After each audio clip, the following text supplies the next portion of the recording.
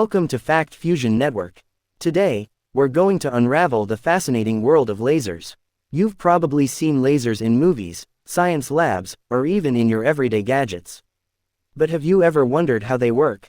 Join me as we explore the science behind light amplification and discover what makes lasers so powerful and precise. Chapter 1: What is a laser? First things first, what exactly is a laser? The word laser is actually an acronym for light amplification by stimulated emission of radiation. Unlike regular light, which spreads out in all directions, a laser beam is highly focused and coherent, meaning the light waves move in sync. This focused beam can travel long distances without spreading out, which is why lasers are used in everything from precision cutting tools to medical instruments and even communication systems like fiber optics. Chapter 2: The Science of Light Amplification. To understand how a laser works, we need to dive into the science of light amplification. It all starts with atoms, the building blocks of matter. Atoms have electrons that orbit around a nucleus. When an electron in an atom absorbs energy, it gets excited and jumps to a higher energy level, but electrons don't stay excited for long. They eventually fall back to their original energy level, and when they do, they release the extra energy as a photon, a particle of light.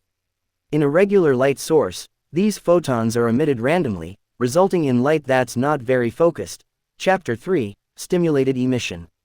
Here's where the magic of lasers comes in: stimulated emission. In a laser, atoms are excited to higher energy levels, just like before. But when a photon passes by an excited atom, it can stimulate the atom to release its photon. The new photon has the same energy, direction, and phase as the original photon. This process creates more and more photons that are identical, resulting in a coherent beam of light that's both powerful and precise. This is the light amplification part of a laser. Chapter 4: The Laser Cavity. But how do we keep this process going? That's where the laser cavity comes in. A laser typically consists of a gain medium, a material where stimulated emission occurs, sandwiched between two mirrors. One mirror is fully reflective, and the other is partially reflective. As photons bounce back and forth between these mirrors, they stimulate more emissions, creating a chain reaction. Eventually, some of the amplified light escapes through the partially reflective mirror as a concentrated laser beam. Chapter 5: Types of Lasers. Not all lasers are created equal. There are different types of lasers, each with unique properties based on the gain medium used. For example, gas lasers like the helium neon laser produce red light, while solid-state lasers like the ruby laser produce intense pulses of light. There are also semiconductor lasers, which are found in everyday devices like DVD players and barcode scanners. The type of laser used depends on the application, whether it's for cutting steel, performing delicate eye surgery, or reading data from a disk. Chapter 6: Applications of Lasers. Lasers have a wide range of applications that touch nearly every aspect of modern life. In medicine, lasers are used for surgeries, vision correction, and even treating skin conditions. In industry, they're used for cutting, welding, and measuring distances with extreme precision. Lasers also play a crucial role in communication.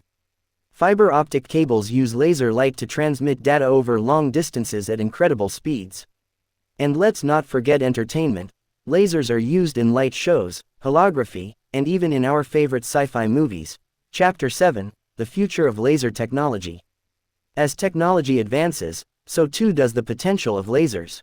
Scientists are developing even more powerful lasers that could revolutionize fields like energy production, where lasers might one day be used to achieve nuclear fusion, an almost limitless source of clean energy. In medicine, laser technology continues to advance, promising less invasive procedures with quicker recovery times. And in computing, researchers are exploring the use of lasers in quantum computing, which could vastly outperform today's supercomputers.